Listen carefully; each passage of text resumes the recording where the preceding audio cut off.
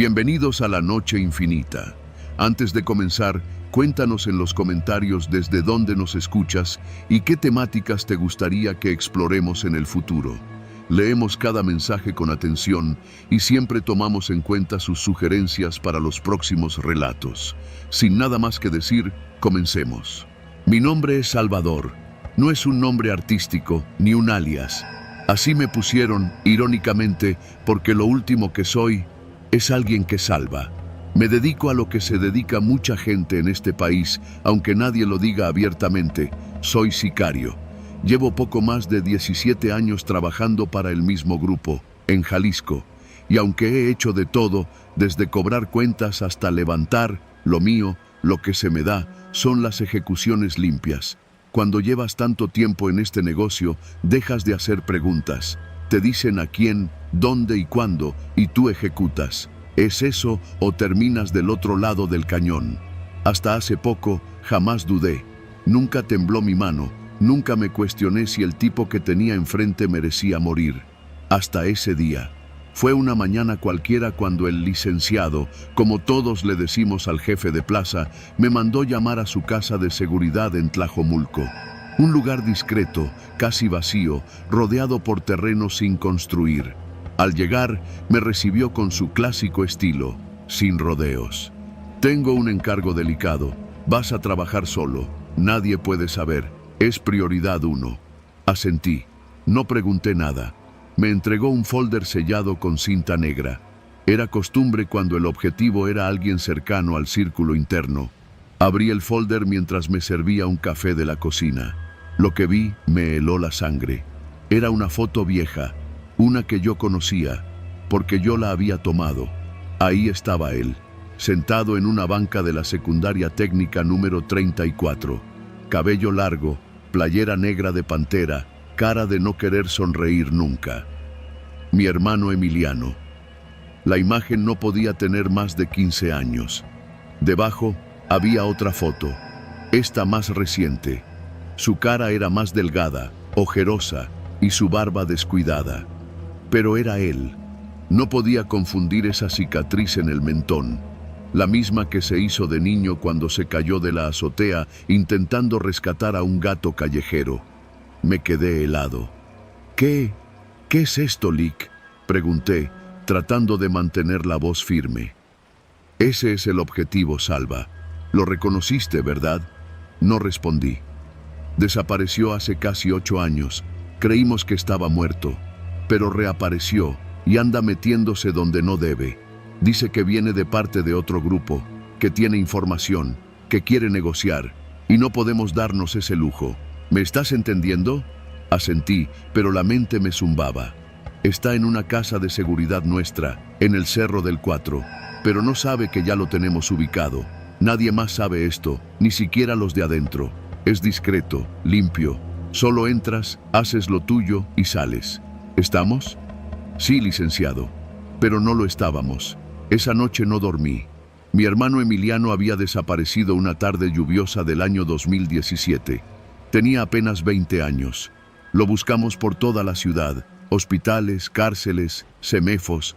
Nadie supo nada. Mi madre se murió con el corazón reventado por no saber si su hijo estaba vivo o muerto. Y ahora resultaba que sí estaba vivo, y que yo tenía que matarlo. Pensé en largarme, desaparecer yo también, pero sabía que no podía. El Lick no perdona eso. Nadie huye de este negocio con vida. Así que decidí ir, pero con una intención distinta. No iba a matarlo, iba a sacarlo, o al menos eso creí. La casa estaba ubicada en una colonia irregular, de esas donde el pavimento nunca llegó. Calles sin nombre, terrenos sin bardas, casas de bloc sin repellar.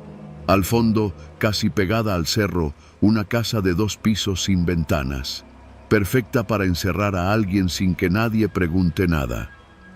Llegué a las 3 de la madrugada. No había vigilancia. La fachada estaba iluminada apenas por una lámpara de calle que parpadeaba.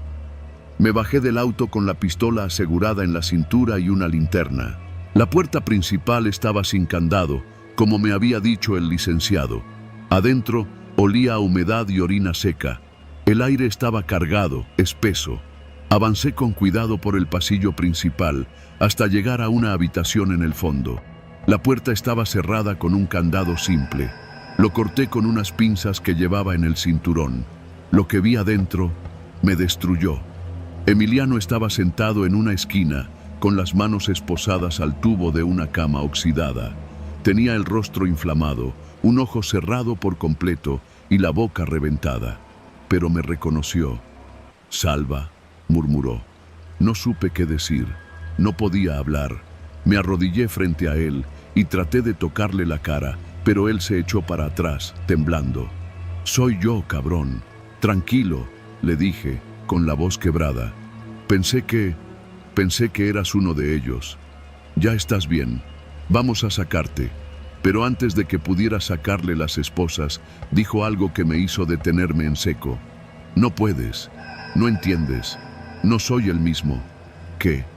«Salva, me metí en cosas muy oscuras, cosas que no puedes imaginar». «¿A qué te refieres?» Me miró, con los ojos inundados de miedo, y luego murmuró. «No soy el Emiliano que tú recuerdas». Los minutos siguientes fueron un caos mental. Me contó que sí, que había sido reclutado por otro grupo, que primero fue halcón, luego mula, y después lo metieron en cosas más turbias: tráfico de órganos, experimentación con humanos, grabaciones de tortura para la Deep Web. Yo no era yo, Salva. Me convertí en otro, uno que disfrutaba cosas horribles. Y ahora, eso que me hicieron no se va. No importa, vamos a irnos. Vamos con alguien que pueda ayudarte. ¿A dónde? ¿A qué hospital? ¿A qué cura? No hay salida. Y tú no deberías estar aquí». En ese instante, escuché una puerta abrirse al fondo de la casa.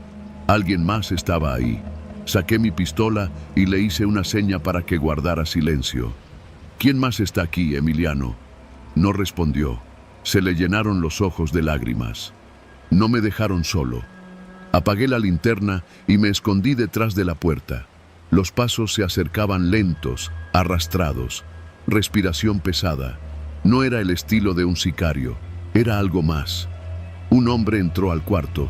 Llevaba una bata de médico sucia de sangre seca, la cara cubierta con un cubrebocas quirúrgico, los ojos inyectados de odio.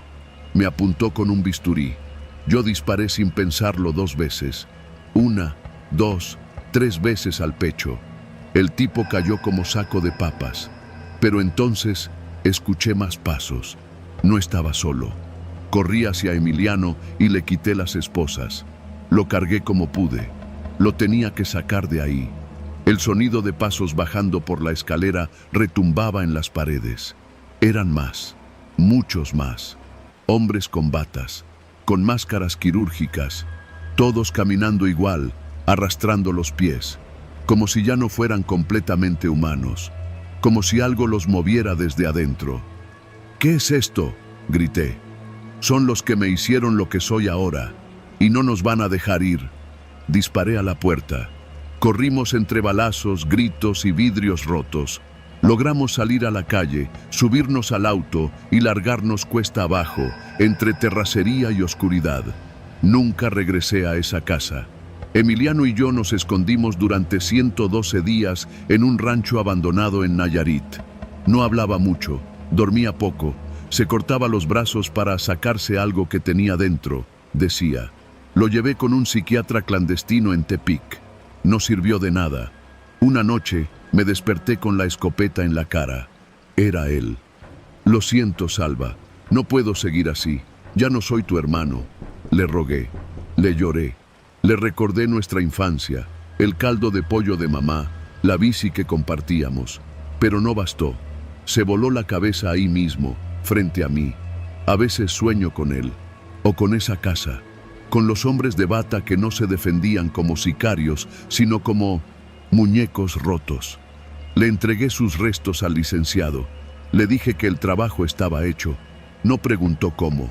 Y yo sigo trabajando, matando. Pero desde esa noche, mi puntería no es la misma. Ni mis manos, ni mis sueños, porque no maté a un objetivo. Maté al último pedazo de mí que quedaba humano.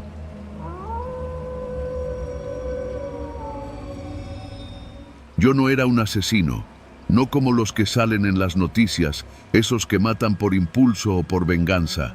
Lo mío era trabajo, silencioso, preciso y por encargo. En este país eso todavía se paga bien, aunque cada vez hay más ruido, más ojos, más teléfonos grabando todo. Por eso mis reglas eran simples: nunca 2 veces en el mismo lugar, nunca de noche, nunca por impulso. Solo el objetivo, rápido, limpio, olvidable. Pero esa noche en Tlaquepaque rompí una de mis propias reglas. No porque quise, sino porque la víctima habló. Y lo que dijo me hizo dudar por primera vez. Era martes. Esa clase de noche sin importancia, de esas que se sienten como una repetición aburrida del lunes. El tipo se llamaba Adrián, 40 y tantos años, contador. Le habían encontrado desvíos en la nómina de un sindicato y alguien más arriba, alguien que no se mostraba nunca, había decidido que ya no era útil. Me mandaron su foto, sus horarios, los trayectos que hacía, la marca de su coche, hasta qué tipo de café pedía. Todo pagado por adelantado, como siempre. Lo seguí durante 3 días, nada fuera de lo común. Trabajaba en una oficina gris frente a una notaría en la zona centro. Salía entre las 6:30 y 7. Luego manejaba hasta su casa, un fraccionamiento cerrado de esos que parecen todos iguales. Pero esa noche no fue a casa. Tomó otra ruta, hacia la zona del Cerro del Cuatro. Pensé que era coincidencia, tal vez alguna junta, un cambio de rutina. Pero no. El tipo se estacionó en la calle lateral de un edificio viejo, caminó una cuadra y entró a un local de puerta blanca sin letrero, con vidrios polarizados. A los 10 minutos salí del coche, fingí hablar por celular y me acerqué. Desde afuera se escuchaban voces, pero ninguna fuerte. Me alejé antes de llamar la atención. Esperé 40 minutos. Cuando Adrián salió, iba solo. Revisé mi reloj. No había tráfico ni cámaras. Era el momento. Caminó hacia su coche. Lo dejé avanzar. Apuré el paso. Cuando estuvo a punto de abrir la puerta, le puse la mano sobre el hombro. ¿Adrián Pérez?, pregunté, como si fuera un cobrador cualquiera. Volteó. Su cara no mostró sorpresa, como si ya supiera que algo le iba a pasar. Sacó las llaves del auto y las tiró al suelo. ¿Puedo hacer una llamada?, dijo sin temblar. No respondí. No era costumbre permitir nada. Pero lo dijo con una voz que no era de miedo, ni súplica, sino de alguien que sabía que ya no había salida. Solo una llamada. Es para mi mamá, dijo. Tiene 80 años, está sola, no sabe nada. Solo quiero oír su voz. Te lo pido como hijo, no como contador ni como nada de lo que hice. No sé por qué dudé. Era como si su voz me hablara desde otro lugar, uno donde la culpa no era suya. Lo miré. Su cara no era la de alguien que pensaba correr o rogar. Me di cuenta de que él ya se había despedido del mundo hacía días. Solo quería cerrar un círculo. Hazlo rápido, le dije, bajando la mano. Sacó el celular con cuidado, marcó y lo puso en altavoz. ¿Mamá? Una voz dulce, arrastrada por los años, respondió al otro lado. Mi amor, qué milagro. ¿Estás bien? Sí, estoy bien. Solo quería decirte que te amo, que gracias por todo. No importa lo que pase, quiero que te quedes tranquila. No te preocupes por nada, ¿sí? La señora empezó a llorar sin entender. ¿Por qué dices eso, hijo? ¿Qué hiciste? ¿Por qué me hablas así? Adrián volteó a verme. Me miró como si yo ya fuera parte de su historia, no de su muerte. No hice nada, mamá, respondió. Solo confié en quien no debía. ¿Estás con alguien?, preguntó ella, de golpe. Y entonces, contra todo, me habló. Por favor, joven, si está escuchando esto, le suplico que no le haga daño a mi hijo. Él no es malo. Tal vez se equivocó, como todos. Pero es mi hijo, mi único hijo. Por favor, se lo ruego, no lo mate. Tragué saliva. Ese, por favor, no venía del miedo. Venía de un lugar más profundo, de esos que uno ya no escucha en este trabajo. Por un segundo, sentí una grieta, como si esa mujer me hubiera arrancado un pedazo de algo que creía muerto. «Mamá», dijo Adrián, con voz quebrada, «dime dónde estás. Voy por ti. No importa qué hayas hecho, yo te protejo». Él colgó. Nos quedamos en silencio. «Ya está», me dijo sin temblar. «Podemos terminar». Pero yo no me moví. Algo me ardía en el pecho. No era duda, era otra cosa. Yo no era un asesino, no como los que salen en las noticias, esos que matan por impulso o por venganza. Lo mío era trabajo, silencioso, preciso y por encargo. En este país eso todavía se paga bien, aunque cada vez hay más ruido, más ojos, más teléfonos grabando todo. Por eso mis reglas eran simples: nunca 2 veces en el mismo lugar, nunca de noche, nunca por impulso. Solo el objetivo, rápido, limpio, olvidable. Pero esa noche en Tlaquepaque rompí una de mis propias... «¿Por qué lo hiciste?», pregunté. «Porque me dijeron que nadie se atrevería, que tú eras rápido, eficaz, un fantasma, pero también porque quería saber si quedaba algo de humano en ti. Te ves joven. Alguien te debe de estar esperando en casa, ¿no?». No respondí. Volví a ver la calle, vacía, sin testigos. Yo solo desvié fondos, ¿sabes? Pero no por codicia. Fue para pagar un tratamiento. Mi madre tiene un cáncer en los huesos. No quise quedarme viendo cómo se apagaba sin hacer nada. Me metí con gente que no perdona errores. Sabía que me iba a tocar pagar. Lo miré de frente. No había mentira en sus ojos, tampoco miedo, solo cansancio y una dignidad que pocas veces había visto. Saqué el arma. No temblaba, pero mis dedos tardaron más de lo normal. «Vete», le dije. «No me obligues a decidir por ti». Adrián no dijo nada. Caminó hacia su coche, abrió la puerta, se subió y se fue, sin mirar atrás. Esa noche apagué el celular, tiré el chip al canal que corre detrás de las vías del tren. No volví a recibir llamadas del patrón. Me quedé en un hotel barato del centro, sin dar mi nombre. No pude dormir, no por culpa, sino porque por primera vez en muchos años alguien me había hablado como si todavía pudiera ser salvado. Días después, me llegó un mensaje por un número desconocido. Solo decía: «Gracias. Mi mamá está estable. Nos fuimos del país. Nunca olvidaré lo que hiciste. Si alguna vez necesitas un contador honesto, ya sabes a quién buscar». No lo bloqueé. Solo apagué el teléfono de nuevo. Desde entonces no acepto trabajos. Ya no soy ese hombre. Pero cada vez que oigo sonar un celular, en algún lugar profundo, todavía escucho la voz de esa madre, rogando por su hijo, sin saber que le estaba hablando al hombre que debía matarlo. Y tal vez, en ese momento, algo en mí también fue perdonado.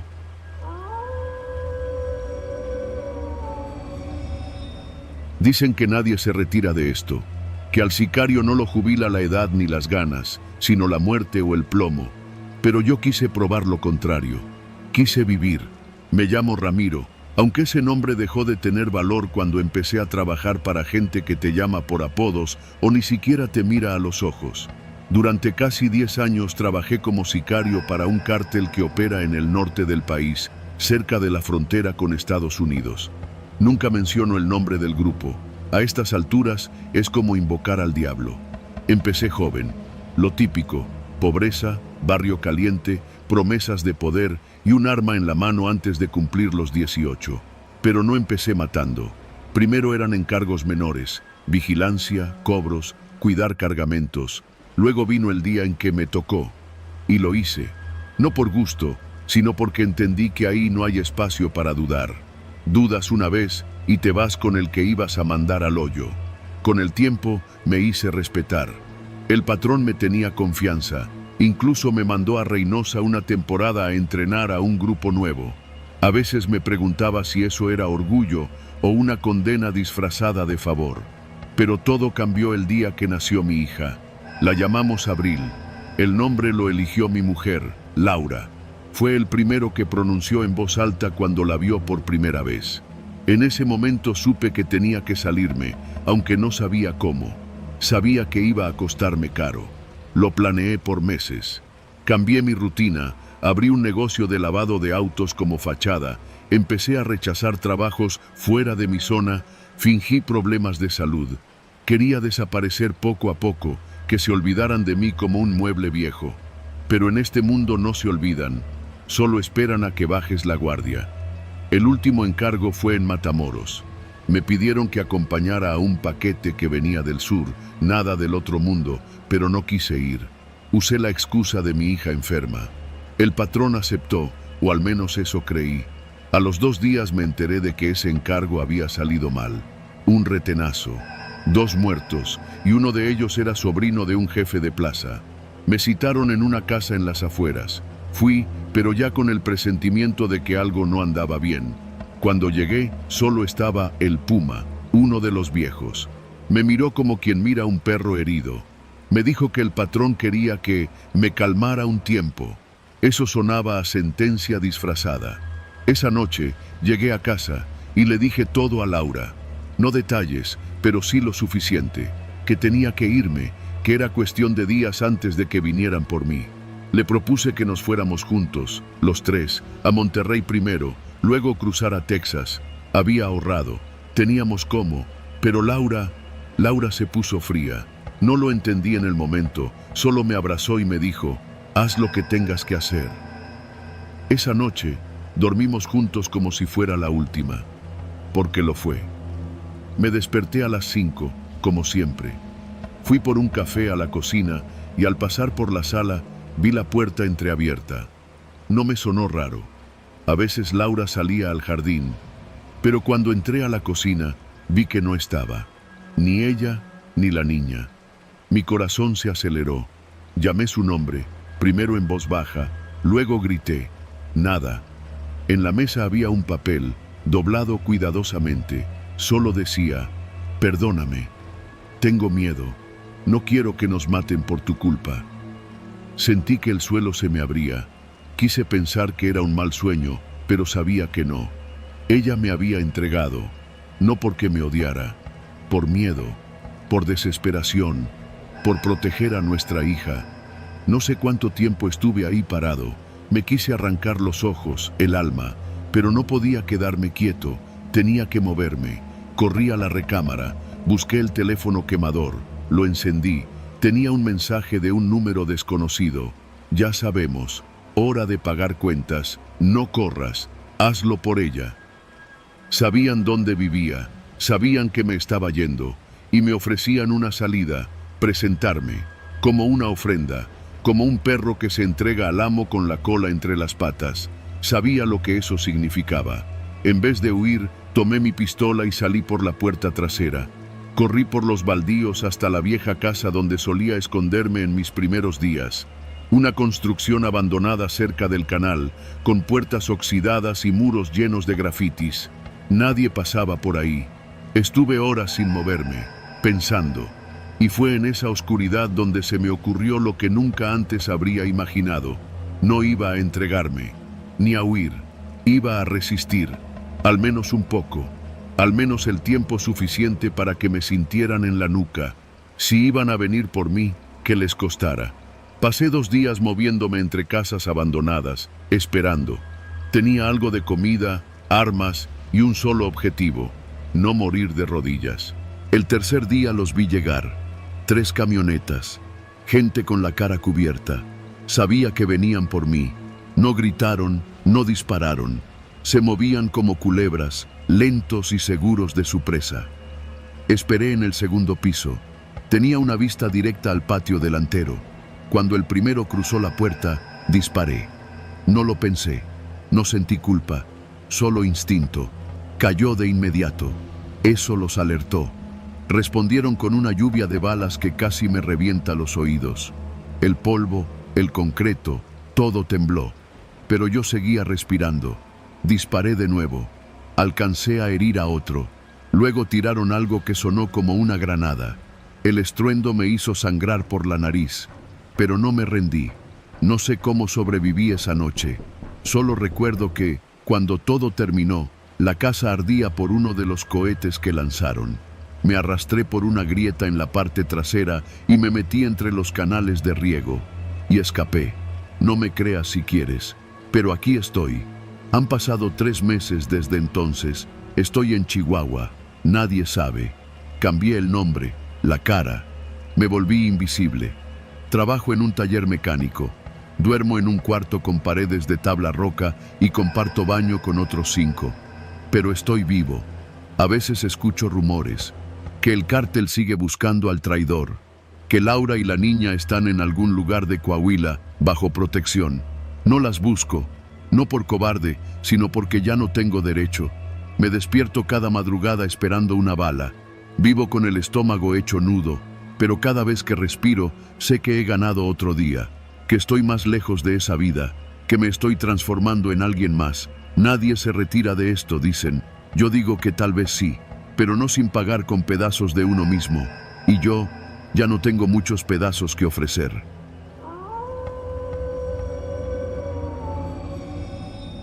Yo no quería estar ahí. Había cumplido con mi parte, como siempre, sin preguntar. Me llamo Samuel, aunque en este mundo nadie usa nombres verdaderos. Allá afuera era el Güero, y por dentro de la organización era nada más otro engrane, otro tipo al que llamaban cuando se necesitaba presencia, control o silencio. Llevaba casi 6 años dentro, lo suficiente para saber cuándo una fiesta no era una fiesta. La orden llegó 3 días antes. El patrón celebraría su cumpleaños número 50 y quería a todos los leales reunidos en su rancho, allá por la sierra de Durango, cerca de Tamazula. No había forma de negarse, aunque ya para entonces muchos empezábamos a sospechar que algo andaba mal. Había demasiados ajustes de cuentas en semanas recientes y rumores de que alguien había filtrado una ruta de traslado. Cuando hay traiciones en el aire, las fiestas se convierten en trampas. Llegamos por la tarde. A cada invitado le revisaban el coche y el cuerpo como si fuéramos extraños. Había más sicarios de lo normal y un dron zumbaba sobre el terreno desde el cielo. Los vehículos de lujo se alineaban frente al portón y el jardín estaba adornado como para una boda.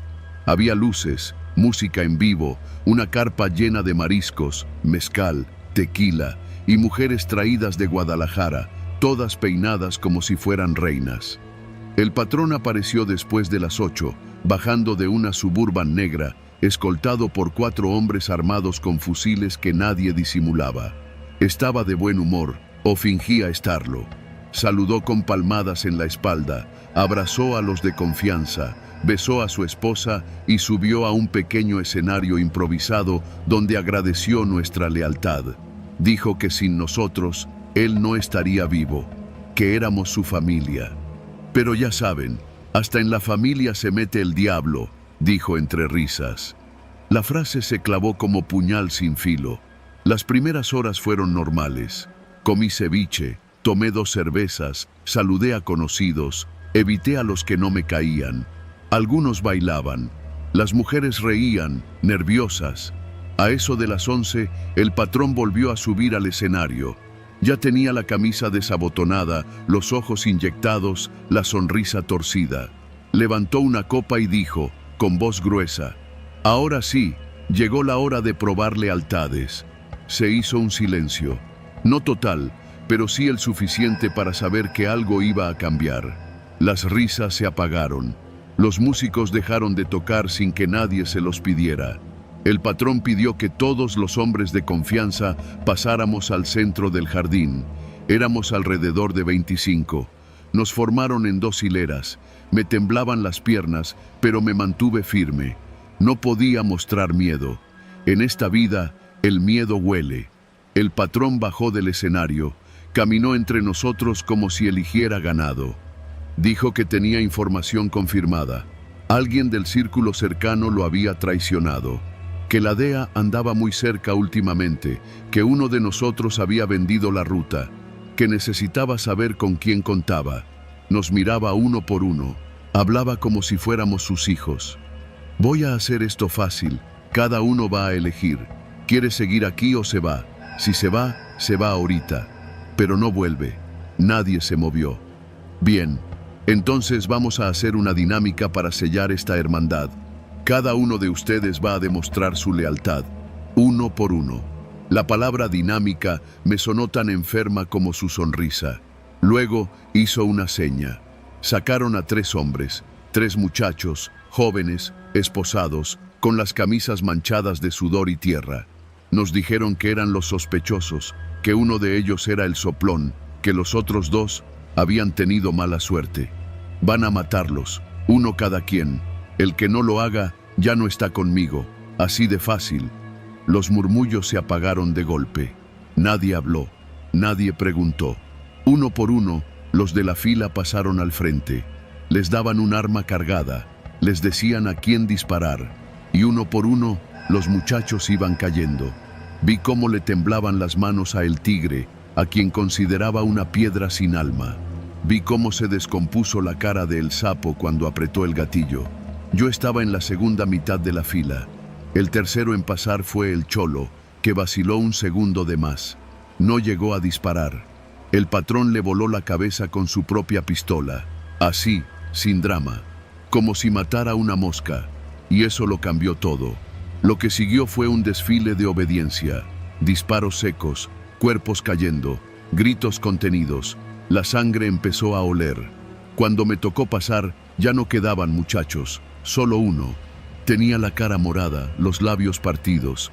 Me miraba sin rencor, como si ya estuviera muerto. Me dieron el arma, me temblaban las manos. El patrón me miraba. Yo sabía que no podía fallar. Sabía que si dudaba, moría. Y aún así, dudé. Le apunté al tipo. Estaba a menos de 3 metros. Podía ver su miedo como si lo respirara. Cerré los ojos un segundo. Apunté a su pierna. Jalé el gatillo. El balazo lo tiró. Gritó. No murió. ¿Qué chingados fue eso?, bramó el patrón. No contesté. Lo volví a apuntar, esta vez a la cabeza, pero no disparé. Lo miré, y en ese segundo, en ese hueco de silencio, supe que ya no había marcha atrás. Disparé, pero no a él. Volteé el arma y disparé al suelo, 3 veces. Ya no juego esto, dije. Mi voz no me pareció mía. Los guardias del patrón reaccionaron, me encañonaron, esperé la bala, pero algo cambió, algo que no esperaba. La mitad de los hombres bajaron las armas. Uno gritó: «¡Ya basta de estas mamadas!». Fue como un trueno, gritos, forcejeos. Alguien golpeó a un guardia, disparos al aire. La música arrancó sola, como poseída. El caos se desató en segundos. Corrí. Me metí entre los arbustos, salí por la parte trasera del rancho. Había una vereda que conocía, porque años atrás ahí se enterraban cuerpos. Bajé corriendo, me raspé los brazos, me lastimé un tobillo, pero no me detuve. No sé cómo, pero logré llegar al coche. No a mi coche, a uno que había quedado sin vigilancia. Encendí. Salí como rayo. No volteé. Manejé sin rumbo durante 2 horas, hasta que vi un letrero que decía Canelas. Me detuve en una gasolinera, entré al baño, vomité. Hoy vivo en un lugar pequeño del sur, cambio de casa cada 6 meses. No uso mi nombre, no contesto llamadas. Sé que el patrón sigue vivo, que nadie lo pudo parar, que los que me cubrieron esa noche probablemente pagaron caro, pero yo estoy vivo. Eso no es redención, es deuda.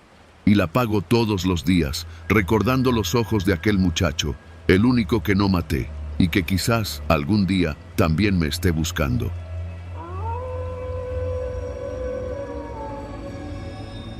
A nadie le gusta hablar de lo que hago, pero alguien tiene que hacerlo. No es tan complicado como parece. Solo se necesita ácido, paciencia y, sobre todo, estómago. Lo más difícil no es el olor, ni el calor del tambo cuando empieza a hervir. Es el silencio. Ese silencio espeso que se mete en la cabeza mientras esperas a que la carne desaparezca. Trabajo en una casa abandonada en Iztapalapa, a unas cuadras del periférico. Nadie se asoma por aquí. Las calles están llenas de baches, los postes tienen años sin funcionar, y el único ruido constante es el de los perros que se pelean por las obras. El lugar es perfecto. Nadie pregunta nada. Nadie escucha nada. Mi nombre no importa. Solo soy el que desaparece los cuerpos. Cada semana recibo los encargos. Llega una camioneta blanca sin placas, siempre manejada por el mismo güey con cara de nada. Se baja, me deja el paquete envuelto en plástico y se va sin decir una palabra. Ya ni me mira a los ojos. Yo abro la lona, reviso que todo esté completo. Brazos, piernas, cabeza, todo. A veces me toca gente entera, otras veces ya los traen picados. Hay que ser meticuloso. El ácido no perdona errores. Si dejas un hueso mal sumergido, flota. Y si flota, apesta. Y si apesta, alguien puede sospechar. Al principio todo era trabajo, químico, limpio, casi científico, como si fuera una rutina de laboratorio. Me ponía los guantes, la careta, vertía el ácido en el tambo de plástico reforzado, controlaba la temperatura con una resistencia eléctrica que yo mismo instalé. Me sentaba a fumar mientras las burbujas comenzaban a subir y esperaba. Pero hace poco, algo cambió. Fue hace como un mes. Me trajeron un paquete más chico de lo normal. Pensé que era un trabajo a medias, uno de esos castigos rápidos. Pero cuando abrí la lona, vi que era una mujer joven, muy joven. No tendría más de 17 años. La cara hinchada, el pelo pegado a la piel. Tenía un tatuaje en el cuello que decía Ana. Me quedé un rato viendo ese tatuaje, sin saber por qué. Nunca me había fijado en esas cosas. La metí en el tambo como siempre, con guantes gruesos, sin mirar demasiado. Cerré la tapa y me senté a fumar. Todo como debía ser. Pero cuando regresé para revisar que el ácido estuviera haciendo efecto, vi algo que no me gustó. Había una burbuja más grande que las demás. Subía lento, pesada, como si arrastrara algo. Cuando reventó en la superficie del líquido, juraría que vi un ojo. Uno, solo uno, abierto, mirándome. Parpadeé. Me limpié los lentes. Pensé que era mi mente. El calor, la peste, el encierro. Pero al día siguiente, mientras removía lo que quedaba para deshacerlo por completo, vi otra burbuja. Esta vez no era un ojo, era una boca. Estaba abierta, como si gritara, pero sin sonido. La burbuja reventó y salpicó el borde del tambo, dejándome el ácido en la manga del overol. Me quemé, leve, pero me dejó pensando. Desde entonces, todo empezó a irse al carajo. Me volví más cuidadoso. Empecé a revisar 2, 3 veces que el tambo estuviera sellado, que el ácido no se evaporara de más. Incluso dejé de fumar cerca, pero los rostros seguían apareciendo. No eran los mismos. Cada encargo me mostraba uno distinto. A veces hombres, a veces mujeres, a veces niños. No me preguntes cómo sé que eran niños, pero lo eran. Lo ves en los ojos, en el miedo, en la forma en que las burbujas suben lento y revientan justo cuando me inclino a mirar. Quise dejar el trabajo. Le dije al patrón que ya no quería seguir. No me dijo nada, solo me miró como si fuera idiota. ¿Y crees que alguien más va a contratar a un químico que huele a ácido fórmico y carne podrida? Tenía razón, no sé hacer otra cosa. No tengo papeles, ni familia. Solo tengo ese tambo azul en esa casa que se cae a pedazos y esa maldita costumbre de mirar cada burbuja con el corazón apretado. Lo peor vino la semana pasada. Me entregaron un cuerpo nuevo, esta vez sin cabeza. Lo metí al ácido como siempre, pensando que al menos me ahorraba ver una cara, pero cuando el proceso comenzó, las burbujas subieron de inmediato, una tras otra, como si el cuerpo estuviera gritando desde dentro del líquido, y en una de esas burbujas, lo vi. Era mi rostro, mi cara, desfigurada, derretida, pero claramente mía. Me miraba, sin párpados, como si fuera una advertencia. Retrocedí tan rápido que tiré el banco donde siempre me siento. Me golpeé la espalda contra la pared, y ahí me quedé, temblando, mirando cómo mi cara subía una vez más, y otra, y otra. No dormí en 3 días. Intenté decirle a alguien. Fui con uno de los chalanes del patrón, le pregunté si alguna vez había oído cosas raras del ácido. Me miró como si estuviera loco. Me dijo que mejor dejara de meterme cosas en la nariz. No me meto nada, solo café y cigarro. Y ahora, ni eso me calma.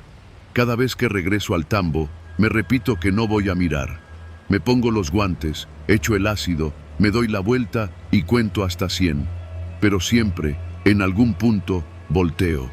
Y ahí están, los rostros, caras derretidas, suplicantes, en silencio. A veces hasta creo que escucho algo cuando revientan, como un lamento bajo el agua. Hoy fue peor, no tuve ni que esperar. Apenas puse el cuerpo, las burbujas subieron como locas, una tras otra.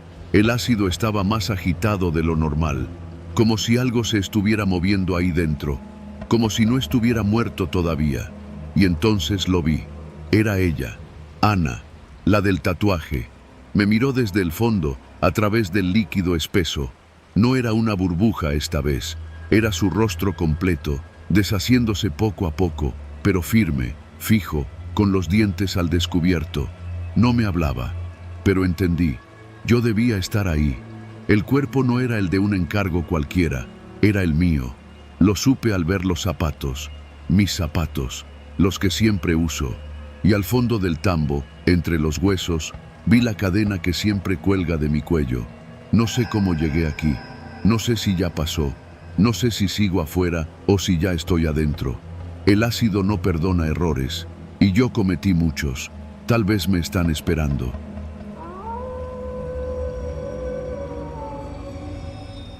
No hay día en que no piense en esa noche. Soy taxista de aplicación en la Ciudad de México. No voy a decir cuál, da igual. Todos funcionan igual. Las calles también, llenas de baches, ruido y personas que no miran a nadie a los ojos.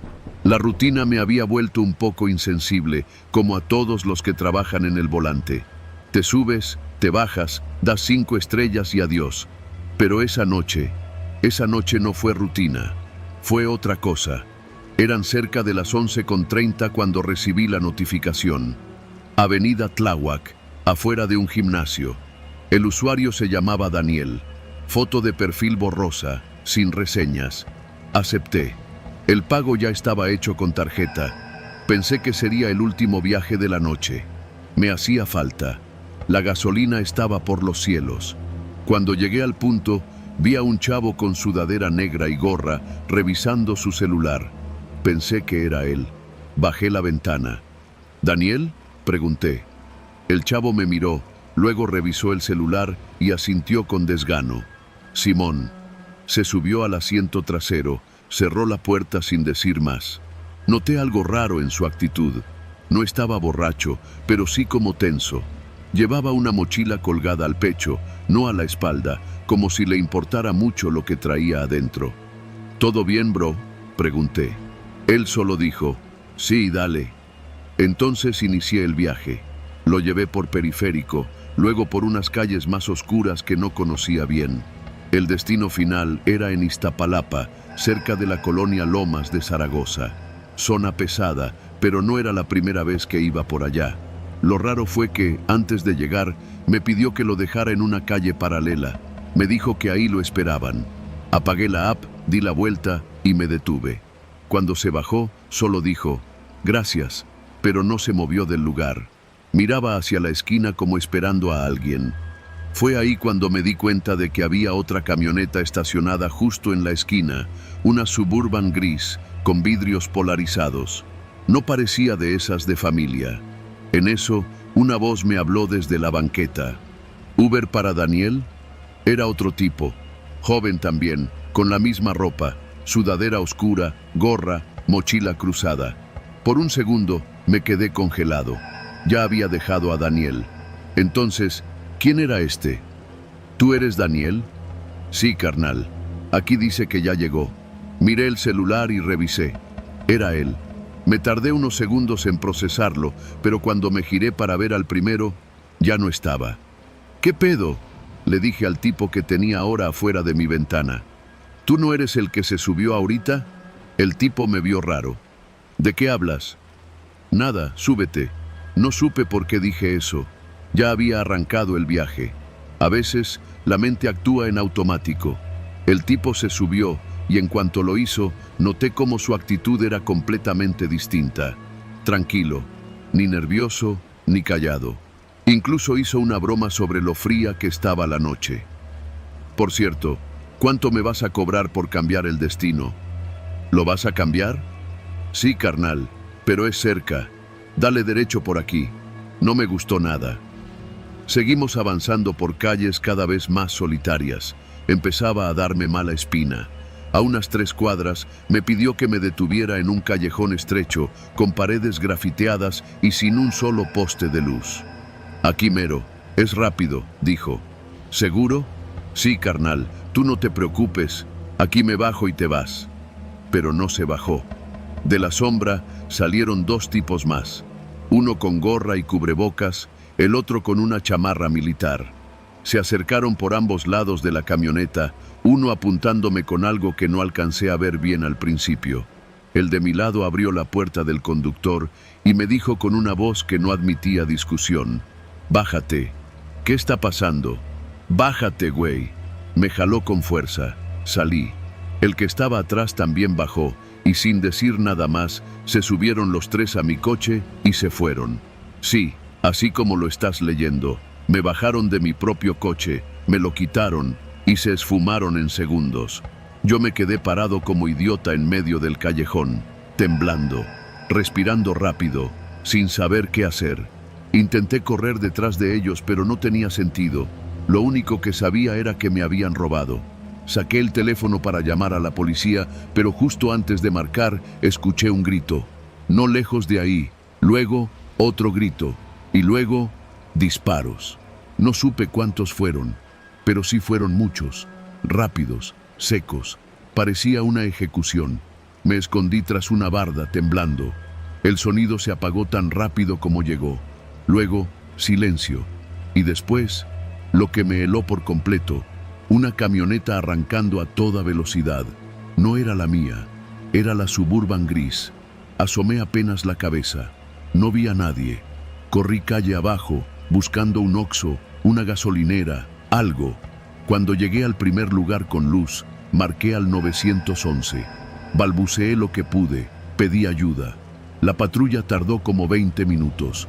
Cuando llegaron, les conté todo. Me llevaron a la estación a rendir declaración.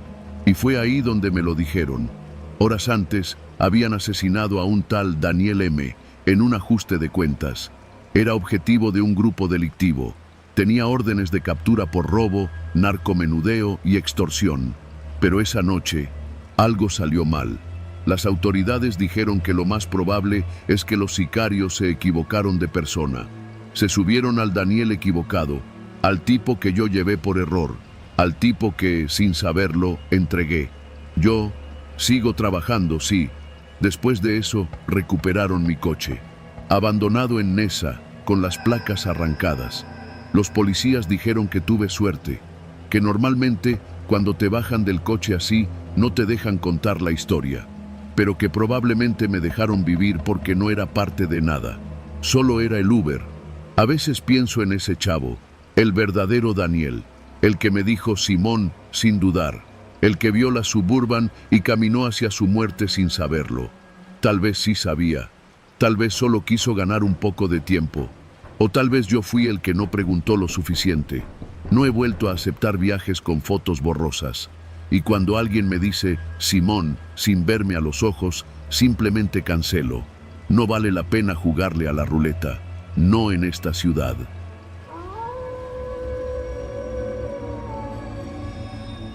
Me llamo Julia, y lo que voy a contar no lo leí en ninguna noticia, ni lo saqué de una serie de Netflix. Me pasó. Y si estás leyendo esto, solo quiero que te quede claro algo. Sobreviví. No salí ilesa, pero sí viva. No sé si eso sea suerte o castigo. Todo comenzó con algo tan simple como un cambio de rutina. Mi esposo Rodrigo, con quien llevaba más de 8 años de casada, empezó a llegar tarde a casa. Nada raro, pensé al principio. La agencia de importaciones donde trabajaba siempre lo traía en chinga con las entregas, los aduanales, las rutas, los clientes. Además, yo estaba en lo mío, entre el trabajo remoto, las clases de pilates y la casa. Vivíamos en San Pedro Garza García, en Nuevo León, en un departamento en la Colonia del Valle. Nada lujoso, pero cómodo. La primera vez que sentí ese hueco en el estómago fue un martes cualquiera. Llegué antes de lo normal porque se suspendió la clase que daba en línea y cuando entré al departamento escuché voces, bajitas, como murmurando. Me acerqué despacio, quitándome los tenis, y me asomé por el pasillo. La puerta del estudio estaba entrecerrada. Era su lugar favorito, donde tenía su escritorio, sus cosas de oficina, una cafetera vieja y hasta una bocinita para oír música clásica. Me acerqué, y entonces escuché claramente una frase que nunca, jamás, pensé que saldría de su boca. La vieja ya sospecha. Me preguntó por el dinero que entró la semana pasada. No es tonta, cabrón. Si no se calma, vamos a tener que hacer algo. Me congelé. Mi cuerpo dejó de responder. Por un segundo pensé que estaba alucinando, pero luego escuché la respuesta de una voz que no reconocí. Tú nomás dime, Rorro. La neta, si ya sabe, ya no hay marcha atrás. Y él respondió, déjame ver si puedo distraerla, pero si se mete más, ni modo, que parezca accidente. No recuerdo cómo salí. Creo que inventé que había ido al Oxxo o algo. Entré fingiendo normalidad. Él me saludó con su beso de siempre, como si no acabara de ponerme una sentencia de muerte. Esa noche no pude dormir. En lugar de eso, repasé todo. Las transferencias raras, los viajes express a Culiacán que según eran solo reuniones, los relojes nuevos que nunca me dijo cómo había pagado. Me acordé de una vez que vi una caja de puros carísima en el cajón de su escritorio y él dijo que se la regalaron en la oficina. Lo más pendejo es que yo le creí, porque yo confiaba. A partir de ahí, todo cambió. Empecé a fingir, a actuar como si no supiera nada, pero cada gesto, cada palabra, cada mirada de él me parecía una amenaza disfrazada. Yo ya no dormía bien, comía poco. Me ponía nerviosa cuando él salía y más cuando se quedaba. Una noche me armé de valor. Revisé su celular mientras dormía. Lo desbloqueé con su cara, aprovechando que dormía como piedra con las pastillas. Y ahí estaba todo. Mensajes con nombres falsos. El leak, Estética Zona Sur, Peluquería Doña Leti. Pero el contenido era claro. Coordenadas, nombres, placas, fotografías de personas con notas tipo: este ya pagó, pero si vuelve a fallar se lo cargan. Vi un mensaje con una foto mía, mi foto, y abajo solo decía: es lista, se adelanta, pilas. Esa noche escapé. No pensé en qué ropa llevar ni en el maquillaje. Agarré mi cartera, mis papeles, unas mudas de ropa y me fui. No encendí el coche, pedí un Didi. Me fui directo al departamento de mi prima, en Escobedo. Ni siquiera sabía qué decirle, solo le pedí asilo. Ella sabía que algo estaba mal, pero no preguntó. Dormí esa noche en el piso de su sala con una cobija vieja. Dormí como no había dormido en semanas. A la mañana siguiente le conté todo. Lo del celular, lo de la conversación, lo del miedo. Ella se quedó callada un rato, luego me dijo: no te puedes quedar aquí, Jules. Si ese cabrón ya dio tu foto, estás en peligro, muy en peligro. Lo siguiente fue un torbellino.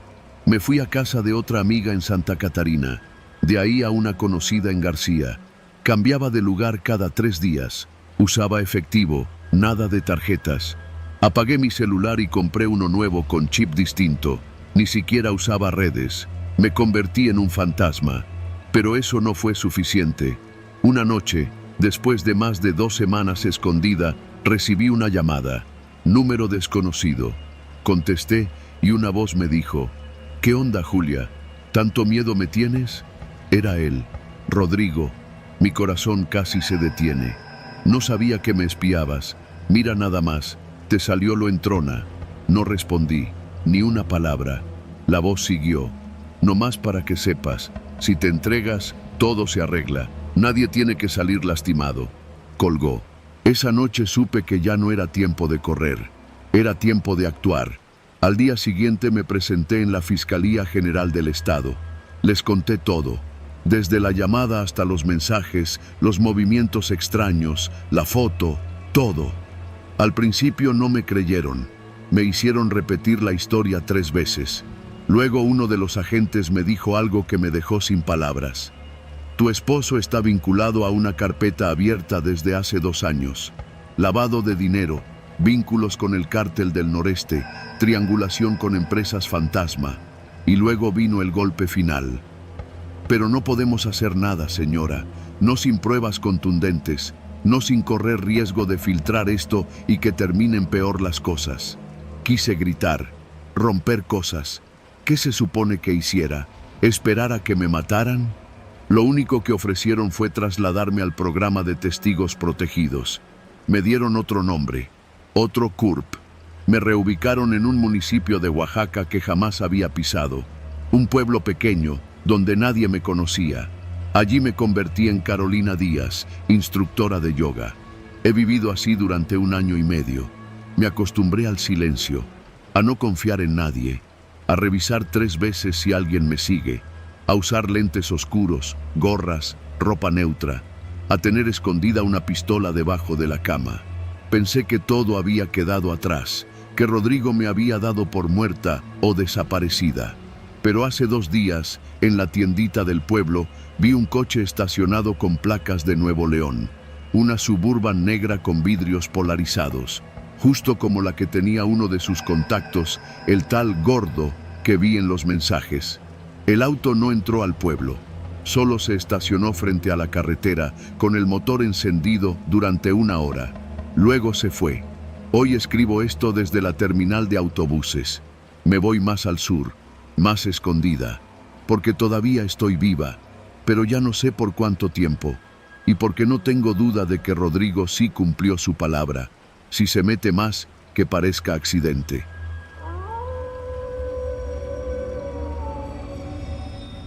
Cuando acepté aquel viaje hacia el norte, no pensé que fuera a cambiar mi vida de la forma en que lo hizo. Había trabajado los últimos 6 años como operador de tráiler, haciendo rutas largas desde la Ciudad de México hasta Tijuana, Juárez, Monterrey, lo que fuera. Lo mío era el volante, y como decimos entre colegas, carretera es vida, pero también es peligro.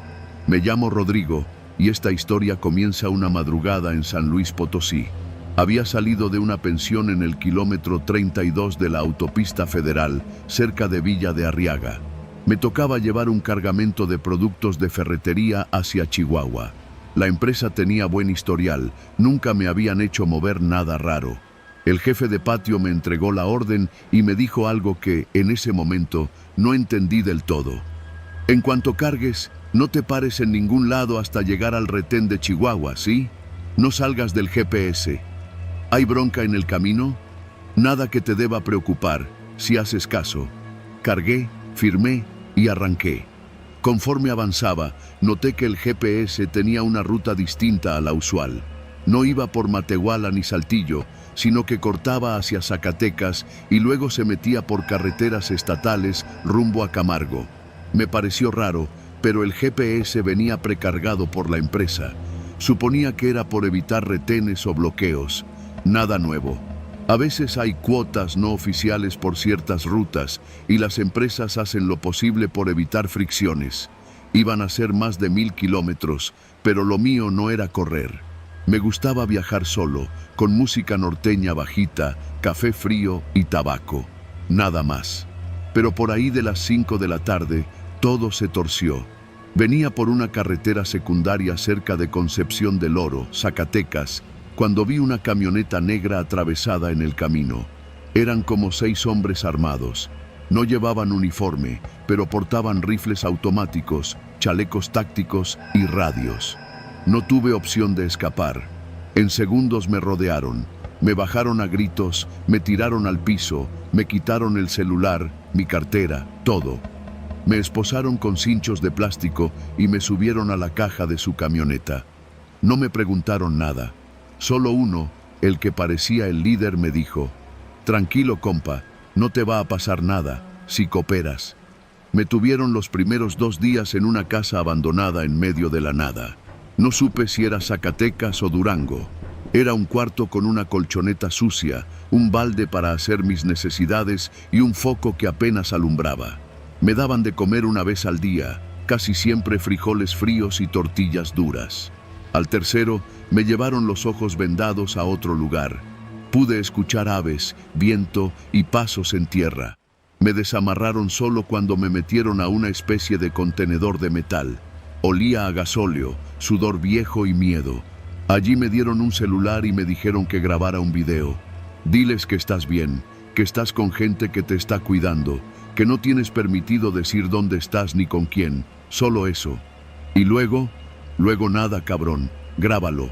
Lo hice. Me temblaban las manos. Miré directo a la cámara, tragué saliva y dije: hola familia, estoy bien. No puedo decir dónde estoy ni con quién, pero estoy con gente que me está cuidando. No se preocupen por mí, sigan con lo suyo. Pronto estaré de regreso. Primero Dios, me temblaba la voz al final. Intenté parecer sereno, pero sabía que mis hijos, Mateo y Regina, sabrían que algo no andaba bien. Mi esposa, Erika, también. Me conocen. Uno de los hombres tomó el celular y se fue. Pasaron semanas. Perdí la cuenta exacta, pero calculo que estuve al menos un mes encerrado en ese contenedor. Nunca vi rostros. Siempre con pasamontañas, siempre con guantes. Me hablaban por apodos: el chofer, el dormido, el callado. Un día me hicieron grabar otro mensaje, pero ahora no era para mi familia, era para otro conductor. Dile que siga la misma ruta, que no se salga, que si se detiene le va a pasar lo mismo que a ti. Pero dile suave, como si nada, haz que confíe. Lo hice, porque no tenía opción. Después de ese segundo video, comenzaron los rumores entre los mismos hombres. A veces hablaban de levantones, de gente que se pasaba de lista. Entendí que yo no era el único. Había otros como yo, choferes usados como peones para rutas, para intimidar, para sembrar miedo. Nunca me golpearon, pero el daño fue otro. El encierro, la incertidumbre, el saber que alguien más estaba usando mi voz para meter miedo a otros. Eso te rompe más que los golpes. Una noche, mientras dormía sobre el suelo helado del contenedor, escuché pasos distintos, más pesados, luego una voz diferente, más joven. ¿Es él? Sí, el del video. ¿Cuánto tiempo lleva? Casi 40 días. Ya no sirve. Esas palabras me helaron. ¿Qué van a hacerme? Te vas, respondió el joven. Hoy te vas. No te digo cómo ni cuándo, pero vas a salir. Fue todo. Me soltaron una madrugada cerca de Gómez Palacio, Durango. Me dejaron en un camino de terracería, sin zapatos, sin teléfono, con solo una chamarra vieja. Caminé durante horas hasta que encontré una gasolinera. Desde ahí llamé por cobrar. La voz de Erika al contestar fue lo que me devolvió a la vida. No hubo preguntas, solo llanto. Ella y mis hijos ya habían visto el video. Me habían dado por muerto. Llegué a casa 2 días después. No he vuelto a manejar tráiler. No puedo. Ni siquiera puedo pasar cerca de una carretera sin que el estómago se me revuelva. He intentado rehacer mi vida. Trabajo ahora en una bodega de materiales en Tláhuac. Gano poco, pero duermo bajo un techo seguro. A veces me despierto gritando, otras veces solo lloro en silencio. No sé quién me grabó. No sé si mis videos siguen circulando entre los operadores, pero hay algo que sí sé, y por eso decidí contar esto, aunque sea por escrito. Si algún día te llega un video con alguien diciendo que está bien, que no puede decir dónde está, no le creas del todo. Yo también lo dije, y no era verdad.